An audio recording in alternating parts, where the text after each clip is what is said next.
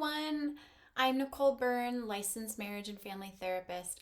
I work with women in all of California and Nevada. You know that saying, I'm my own worst critic? Well, today I'm talking a little bit more about that and its impact on us. So, a lot of the clients that I work with, it's very common for them to say, I am my own worst critic, and to acknowledge that they've been their worst critic likely nearly their entire life. And to some degree, it's helped them. And maybe it's helped you get things done, show up on time, be that person that everyone counts on. It's potentially even shaped a bit of your identity.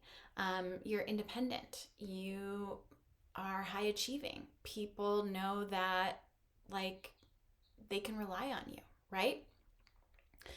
But today I want you to think about the question, how has being your own worst critic actually made you feel? Has it made you feel better? Has it helped you live better? Enjoy your life more? And I'm not talking about better as in achievements and goals. I'm talking about better in terms of meaningfulness, your values, those types of things.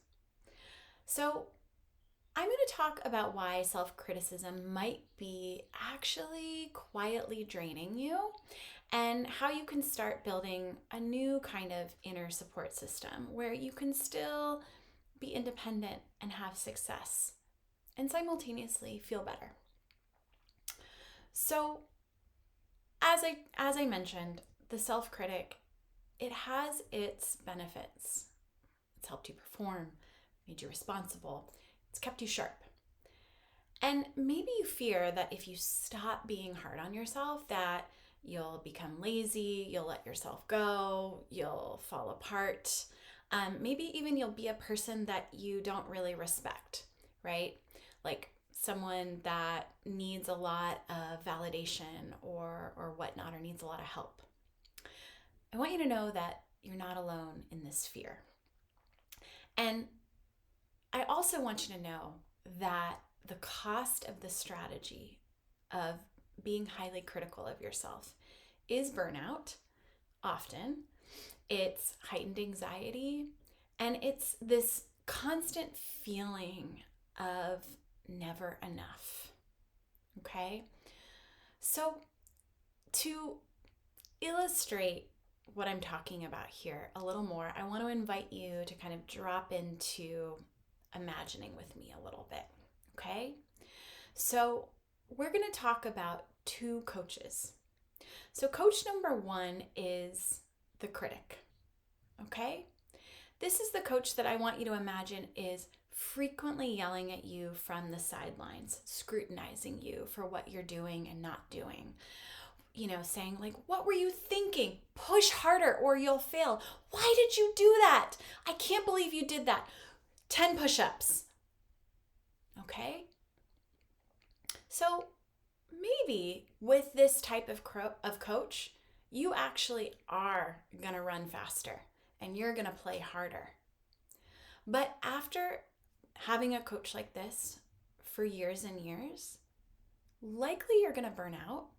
You're going to dread showing up, maybe even fear your coach or fear making any mistakes or failure. And eventually, I think you're going to stop enjoying the game. So let me shift to coach number two, that I'm going to call the encourager. Okay? So let's imagine you're a player, you've made a mistake, and this coach still holds you accountable. But this coach is curious, compassionate, and shows belief in your potential. So it might sound like, let's take a look at what happened. Tell me what you think went wrong.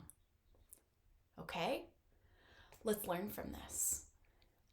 Here's what do you think we need to do next time? Okay? You've got this. I believe in you. I'm going to be by your side. I want to see you do better. Do you hear the difference there? Which one do you think creates sustainable success?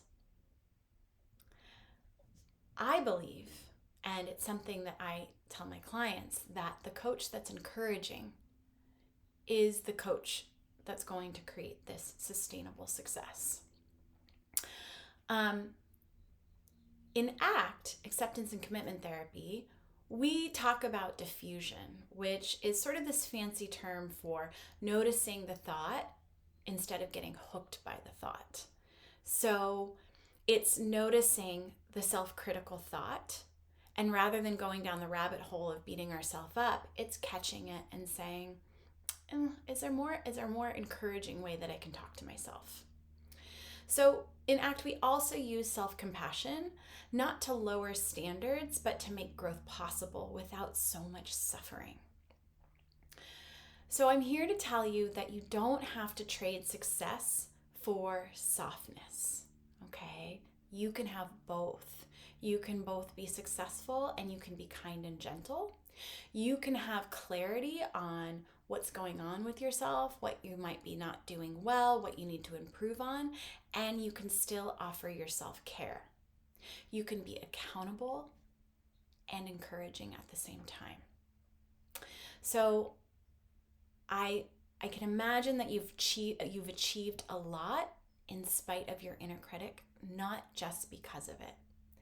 And so if you're feeling tired, if you're feeling snappy, on edge, or just disconnected from yourself, it might be time to take a look at the narrative that you have going on inside and try a different voice and try a different approach.